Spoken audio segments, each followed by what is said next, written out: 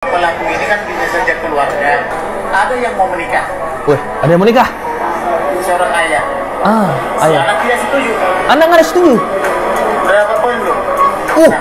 Ada ayah yang mau menikah, anaknya nggak setuju. Kenapa nggak setuju? Karena nikah sama teman sendiri. Lah, apa bisa juga itu ya? Si Kak Wongso itu jika nggak bersalah, dapat uang ganti rugi segini, guys. 700 miliar. Ngelihat save Jessica ya, jadi ya. Terus saya ketawa. Ya. Apa? Mereka yang bilang tuh kan mereka. Profesor Edi mengetawakan orang-orang yang membuat pagar Save Jessica, ingin menyelamatkan Save Jessica. Pak Edi mempertawakan itu. Kenapa ditertawakan Pak Edi? Mereka juga mempertawakan kacamata Pak Edi yang bulat kotak itu loh. Loh. Ingat, karmanya Mirna sudah jalan. Justru kepada masyarakat Indonesia saya harus katakan hari ini saya senang sekali dengar pernyataan jujur daripada Pak. Dalam satu kasus pembunuhan, polisi dan jaksa tidak melakukan otopsi.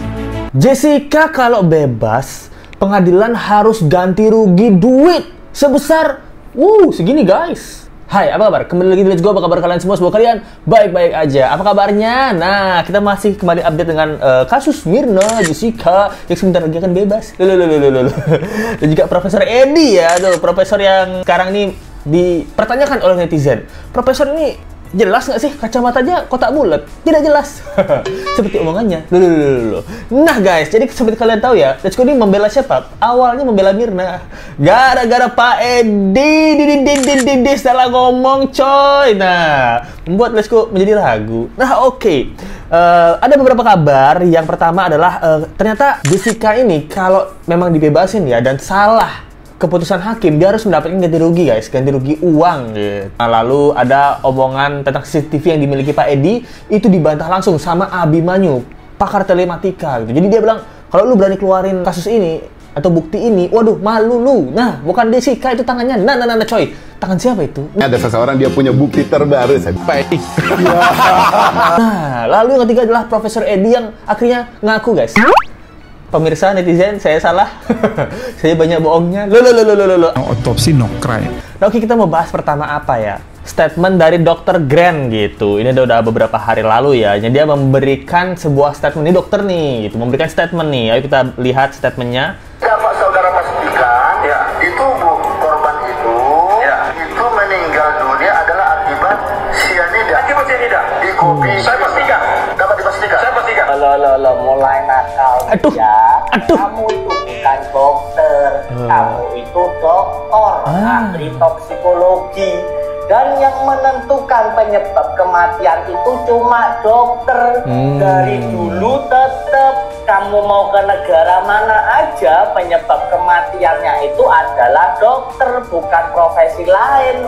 Mau ke Ethiopia, mau ke Rusia, mau ke Amerika, sama. Penyebab kematian yang menentukan adalah dokter, bukan profesi lain. Kok bisa kamu bilang gitu di pengadilan? Bangun. Besok orang-orang kalau sakit nggak jadi ke dokter semuanya ya. Bisa-bisa nanti ke tempat-tempat yang lain yang nggak jelas. Semua pada sok-sok jadi dokter semua. Repot ya. Nah, itu dari Dr. Grant ya. Pakai anting juga. Ya komen Let's Go kok pakai anting. Dokter juga pakai anting coy. Dia bilang, kamu tuh dokter, bukan dokter gitu. Beda O sama E doang.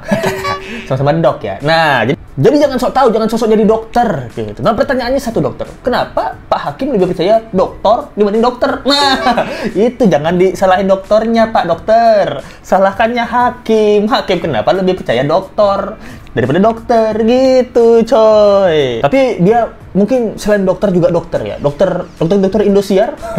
Kenapa? Jago acting. Dokter Indosiar jago acting. Ya kan memang kalau dokter di Indosiar kan memang harus acting. Itu azab-azab, itu harus acting, guys. Dari Kamarudin Simanjuntak. Kalian tahu kan Kamarudin Simanjuntak? Itu adalah salah satu pengacara kuasa hukum yang membuat Verdi Sambo itu di penjara. Dia melihat dan menangani kasus Brigadir J, di mana ada CCTV yang banyak yang hilang, banyak yang rusak. Nah, ini pendapat dari Kamarudin Simanjuntak yang masuk akal banget, guys. Kalian harus dengerin nih. Jangan-jangan pelakunya di luar. Jangan-jangan pelakunya orang dalam. Jangan-jangan pelakunya temannya. Kita kan nggak tahu. Tetapi menurut saya, tanpa diotopsi, tanpa pemeriksaan yang menyeluruh, terlalu berani hakim dan jaksa menyatakan bersalah gitu. Oke, jadi tanpa ada otopsi dan lain-lain, terlalu berani hakim ini menyatakan Jessica ini bersalah. Ini diawali dan diomongin oleh Pak Kamarudin Simanjuntak, salah satu ahli hukum yang top markotop gitu, yang bisa membuat Ferdy Sambo masuk ke dalam bui dengan bukti-bukti yang dia rekayasa. Berharap Jessica bebas gimana Bang? Kita sadarnya Bapak Mirna punya foto cyanida tuh Bang. Ada anak kecil, foto itu gimana tuh Bang? Ya itulah makanya saya bilang tadi bahwa pelaku ini kan bisa saja keluarga. Kalau kita kembali ke asas itu kan, sebenarnya tidak enak saya ucapkan di sini. Ada yang mau menikah. Wih, ada yang mau nikah? Seorang ayah. Ayah. Anak tidak setuju. Anak nggak setuju? Berapa poin belum? Jadi Pak Kamarudin bilang, kita ada kasus ya, ada ayah yang mau menikah, anaknya nggak setuju. Kenapa nggak setuju? Karena nikah sama teman sendiri. Apa bisa juga itu ya? Nah, apalagi nih Pak Kamarudin? Si anak ini dalam keadaan tidak setuju, pergi ketemu temannya. Tahu kan? Iya, tahu. Saja dalam tanda kutip bla bla bla gitu.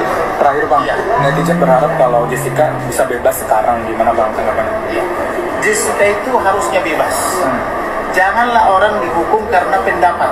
Wow, kalian dengar nggak guys? Nah, kenapa dia bisa seperti ini? Nah, dia bilang ya, ada papa mau nikah, anaknya nggak setuju. Nah, tiba-tiba dari itu anaknya pergi bersama temannya, tiba-tiba hal itu terjadi. Kan bisa aja. Nah, kenapa dia melihat kasus ini sebagai drama seperti itu?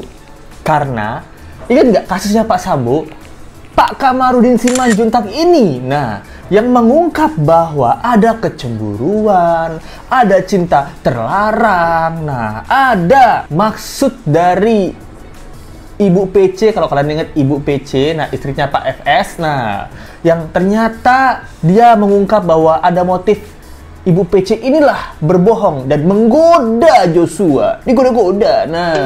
Kan pengalaman kasus Brigadir Yosua kemarin, dia mungkin melihat kasus ini di saat sekarang itu masuk akal. Ada papanya, sering gonta-ganti cewek kabarnya. Kalau di Netflix kalian nonton? Ya maafin papa dah, kesalahan papa. Memang papa nakal juga, suka ganti-ganti perempuan, salah papa. Apalagi di Ice Cold, Pak Edi bilang Mirna itu dari kecil itu selalu fight, selalu ngelawan sama saya gitu. Ngelawan kan? Berarti kan di keluarga ini cuma Mirna yang ngelawan Pak Ed gitu. Ini ada yang kaget juga nih. Ini jangan-jangan dia suka sama Jessica, tapi Mirna nggak setuju. Dan Jessica juga emoh sama bapaknya. Wih, di antara yang paling jauh, ini yang terjauh nih. Tapi lucu juga ya kalau cerita beneran ya. Itu ngomongnya Pak Kamarudin Simanjuntak, guys, salah satu orang yang kita hormati. Artikel ini, di sini mengatakan bahwa hak Jessica Wongso itu jika nggak bersalah dapat uang ganti rugi segini, guys. Tebak berapa? Ayo tebak berapa? Apakah 1 miliar? Apakah 5 miliar? Apakah 69 miliar? Wow, berapa uang yang akan Jessica dapatkan ganti rugi jikalau dia tidak bersalah? Kalian pasti terkaget-kaget. Jessica memiliki hak jika nanti dia terbukti nggak bersalah, yaitu satu, perbaikan nama baik Jessica oleh pihak pengadilan, dan ganti rugi berupa uang. Pengadilan harus ganti rugi kalau nggak salah itu sebesar 700 miliar, bukan juta. Aduh, kecil banget. 700 juta, guys, sampai 800 juta kabarnya. Udah 7 tahun, mungkin karena 7 tahun ya, per tahun 100 juta. Kalau per tahun 100 juta berarti per bulannya sekitar 8-9 jutaan ya. Itu dikit apa banyak ya? Untuk sekelas Jessica Wongso itu dikit, tapi untuk sekelas itu kayaknya banyak juga ya, 700 juta coy. Lalu juga ada kabar Pak Profesor Edi yang dia ngaku salah. Dia ngaku salah, guys. Oke, ini pertamanya. Prof, ini juga agak rame juga lagi nih belakangan setelah Anda bilang bahwa 3 hari sebelumnya Jessica udah datang loh ke kafe itu. Nah, 3 hari sebelumnya Jessica tuh datang ke kafe itu katanya. Foto-foto, cek lokasi, itu statement dari Pak Edi. Kalian ingat kan?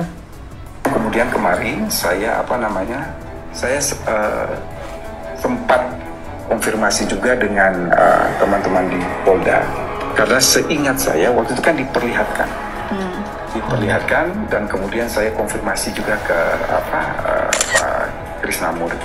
Krisnamurti mengenai yang saya katakan, karena waktu itu kan CCTV yang diberikan kepada saya itu ada 9, dan kemudian saya panik jam-jam itu saya sempat melihat bahwa mengenai tanggal itu kan kejadian tanggal 6 Januari. Panik. Itu kalau saya tidak salah ingat, saya sempat melihat yang tanggal 3 Januari. Karena kemudian kan CCTV yang itu tidak hanya pada hari itu saja, tapi beberapa waktu sebelumnya. Itu saya konfirmasi kemarin CCTV yang saya lihat itu, apakah itu pada satu hari yang sama atau kepada hari yang berbeda. Konfirmasi dari penyidik yang waktu itu menangani, itu ternyata memang pada hari yang sama, jadi jamnya saja yang berbeda. Ini dikoreksi ya pernyataan tersebut. Jadi difitnah ternyata. Aduh Pak Edi, tadi saya di tempat Bapak loh Pak Edi di awal-awal video. Let's go, selalu menuduh Jessica. Ini Pak Edi salah ingat apa Pak Edi dibohongi? Kalau Pak Edi dibohongi berarti tanggalnya itu bisa diganti-ganti dong CCTV-nya. Berarti CCTV bisa direkayasa dong. Sama siapa? Orang yang jago rekayasa CCTV. Lo. Pada saat tersebut siapa? Oknum yang jago rekayasa CCTV. Siapa itu yang sangat kebetulan sekali. Dengan kasus Brigadir J. Waduh. Ternyata ini kita nggak tahu ya, Pak Edi, Profesor Edi yang dibohongi atau Profesor Edi udah pasti bohongin kita ya. Karena dia bilang 3 hari kan. Nah. Menurut kalian gimana nih guys? Kenapa Krisnamurti ini belum ada tanggapan gitu? Dari kisah Mirna ini kan udah lama nih, udah semingguan kayaknya udah viral nih. Ada yang mengatakan berarti Jessica nggak datang 3 hari sebelumnya. Kenapa nggak dikonfirmasi dengan benar waktu itu, Pak? Ini hidup orang loh, Pak. Hidup orang. Mungkin Profesor Edi dalam artinya, tapi kan bukan hidup saya ya. Kayak gitu ya, ini pertanyaan ya. Kapasitas intelektual netizen kita ya. Jadi saya juga tidak bisa berkomentar lebih lanjut. Saya kira itu hak mereka untuk hati-hati sekali Bapak sekarang ngomong. Tapi kita akan mengetahui ya sejauh mana kapasitas intelektual mereka. Jadi artinya Anda sekarang ngelihat save Jessica ya, jadi ya. Saya ketawa. Ya. Apa? Mereka yang bilang itu kan mereka. Profesor Edi mengetawakan orang-orang yang membuat pagar save Jessica, ingin menyelamatkan save Jessica. Pak Edi mempertawakan itu. Kenapa ditertawakan Pak Edi? Bukannya dipersilahkan aja? Kok ditertawakan? Hah? Mereka juga mempertawakan kacamata Pak Edi yang bulat kotak itu loh. Tidak mengikuti. Jadi bisa bayangkan mereka hanya melihat 1,5 jam. Terus kemudian bisa beropini. Apa? Pak Edi mengatakan bahwa orang-orang yang membela save Jessica termasuk Pak Otto, Dr. Jaja, atau netizen itu hanya mengikuti film 1,5 jam. Padahal banyak mereka yang nggak nonton Netflix. Mereka juga cuma ikutan TikTok. Wes, tapi kan mereka ada logika berpikir. Profesor Edi aja statementnya aja salah kemarin, bilang 3 hari, ternyata hari yang sama nih. Bagaimana nih Profesor Edi mentertawakan orang-orang yang membela Jessica? Hah? Padahal dulu sidang itu kan ditayangkan oleh beberapa TV swasta dan everyday, tiap hari. Nah, itu yang saya agak kaget ya. Jadi rupa-rupanya memang memberikan dampak dan mencoba menggiring opini. Tapi saya menggiring opini? Seperti Profesor Edi mengatakan 3 hari sebelumnya Jessica datang ke Cafe Olivier dan memoto saya tergiring loh, Pak Profesor Edi. Saya membela juga. Kan lihat tuh, Jessica 3 hari pasti cek lokasi tuh Jessica gitu. Ternyata hoax. Saya tergiring opininya untuk menyalahkan Jessica 3 hari sebelumnya datang ke Cafe Olivier. Aduh, bagaimana ini Profesor Edi? Delik pembunuhan, ya, kejahatan terhadap nyawa itu delik material. Oh, jadi Pak Edi nanya kalau bukan Jessica pembunuhnya siapa lagi? Karena ini delik pembunuhan. Berarti bisa dibilang Pak Edi ini juga salah-salah nggak salah, guys. Karena yang paling pertama bilang ini diracun, ingat nggak kata Pak Edi Cacing? Ada dari kepolisian yang bilang bahwa anak lu diracun, Ed. Anak lu diracun, Ed. Nah, itu siapa ya? Ini menjadi delik pembunuhan gara-gara ada orang yang mengatakan anak lu diracun, Ed. Teman mana itu yang racun? Kok teman begitu, Ed? Nah, itu dia, guys. Itu yang kayaknya kita harus curigai gitu loh, guys. Nah, tuh buset, kenapa jadi medok? Wah, Ed, dia bilang anak lu nih lambungnya hancur, dia bilang. Korosi. Pada kopek-kopek begitu, belah-belah betul berdarah hitam. Aduh, saya bilang gila. Kenapa? Racun. Cuma dia nggak ngomong racun apa. Nanti deh dulu, biar ke Pak Krisna yang jelasin. Pagi jam 6:30 saya dikasih tahu Pak Krisna, ini lu diracun cyanida anak lo. Temen yang mana itu, Ed? Dia bilang, kok bisa begitu sih temen sama temen? Jessica yang menguasai kopi itu lebih dari 45 menit. Oke, Jessica menguasai kopi itu 45 menit. Hani yang berada di sekitar minuman itu juga. Tapi Hani kan ignore karena dia datang bersama Mirna. Kemudian apa namanya? Dia memesan ice coffee Vietnam. Padahal kesaksian Hani, Mirna itu tidak pernah memesan ice coffee Vietnam. Wah, janggal juga berarti itu. Tidak pernah. Lalu dia ingat bahwa memang kesukaan Mirna itu adalah kopi, bukan ice coffee Vietnam. Jadi ada kejanggalan. Satu, misalnya ya, Mirna tidak pernah memesan ice coffee Vietnam. Oke, stop dulu. Mirna katanya nggak pernah pesan ice coffee Vietnam. Misalnya, kalau bukan es Vietnam coffee yang dipesan, apakah Mirna tidak keracunan? Kayaknya sama-sama aja deh kalau udah diracun, ya nggak sih? Mau kopi es Vietnam coffee, mau kopi americano, saya pengennya kopi luwak, white coffee. Di Olivier ada white coffee nggak ya? Kayaknya nggak ada. Kayaknya apapun kopinya hasilnya akan sama. Yang terpenting kan efek yang akan diterima Mirna setelah meminum kopi gitu. Itu terlihat jelas di dalam berita acaranya Hani. Yang kedua, tidak ada kebiasaan di Olivier Cafe ketika order langsung bayar. Dan itu dilakukan oleh Jessica.